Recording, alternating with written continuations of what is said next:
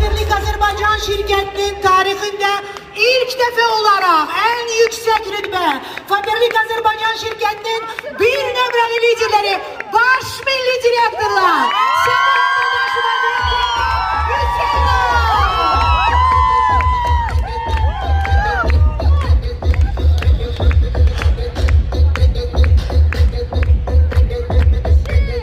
Tebrik ederim sizi. Uğurlar arzulayıram. Bak bu büyük komanda, bu hakikaten de bütün Azerbaycan'ın gururudur.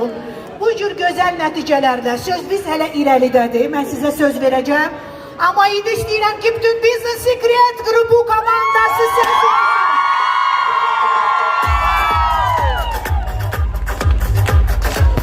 Faberlik Azerbaycan şirketinin birinci rütbede olan baş milli direktörleri alkışlarınızla.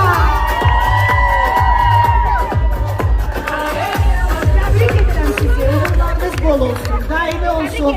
Her zaman böyle güzel, genç ve uğurlu olasınız. Teşekkür ederim.